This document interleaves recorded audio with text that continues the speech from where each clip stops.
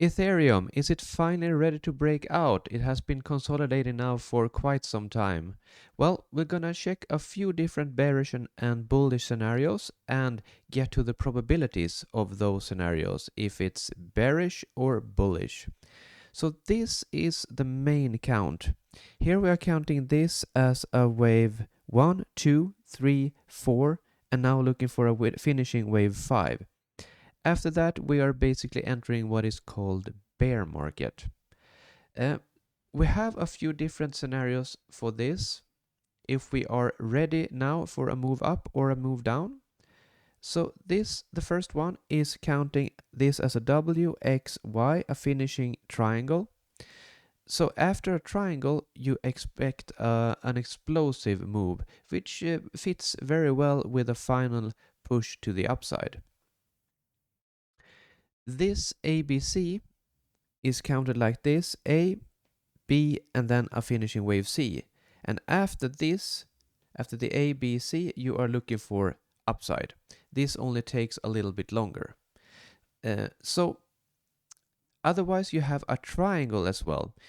These are all looking for higher prices. They just take a different route to get there. So this is a W, and then you have an A, B, C into a wave X, and after the wave X, you are looking for basically a flat like that.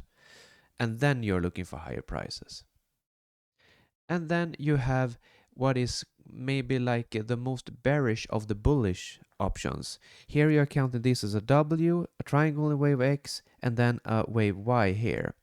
But since this is a sideways correction, it's very unlikely to have a deep zigzag in the end. So then it's more likely to have a W, X, and then you're looking for a flat like A, B, C, something like that. The bearish options, well, you need to have bearish options. Are the bears in higher probability? Well, not really if you are looking at this. Here you are counting 1, 2, 1, 2, 3, 4, 5, 4, 5, and basically way lower prices. This is entering bear market. And the other scenario right now for the bears are this. You are looking for, well, sorry about that. You are looking for a diagonal. So 1, 2, 3, 4, 5, and then you want a deep retracement like this. And then you need 1, 2, 3, 4, 5, a move down. So what are the probabilities for all of these different scenarios? Who has the highest one? Well, the bulls are looking way higher probability. If I start with the bearish count, so why isn't this the highest probability?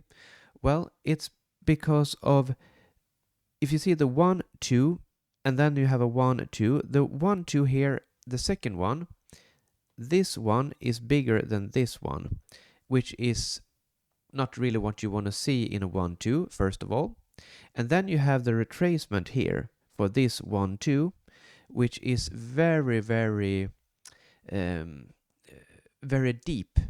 So you hit the 86, taking from here. So you can see that you hit the 86 here. And that is a very uncommon target for wave 2, which doesn't favor the bears at all. So if you were to take out this high here, that would be the invalidation for this count. Because then you would need to count this as a wave 1, and then you have all of this as a wave 2. And that is starting to get very, very long in terms of fib time, because if you take the fib here and check, you are basically looking at like here 8, 9 fib time, which is extremely unlikely for wave 2. And the expanding diagonal is also very, very low probability, because an expanding diagonal is the most uncommon structure in Elliott waves, just like that. So that is basically when everything else fails, you resort to an expanding diagonal. And this also basically it doesn't have the same invalidation as the other count, but if we take out the high, well, then this is out the window. And also if this is moving like that, then you can see that these lines are not a diagonal anymore. Then we're looking at an expanding triangle, which is insanely uncommon. So if you take out the impulse down, mainly this is the invalidation line you wanna see being broken if you are a bull. And well, what kind of a bullish scenario then are we looking for?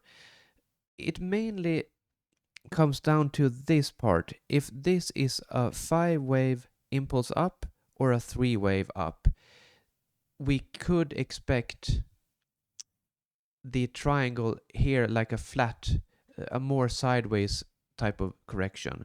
So you don't want to take out the wave C, because that's an invalidation for this triangle. So if we take out this is not a triangle anymore. It could be a bigger wave C, like A, and then you have an WXY, something like that. C wave, you need to have a triangle like that as well, but it doesn't really look good for a bullish scenario if we take out that particular low.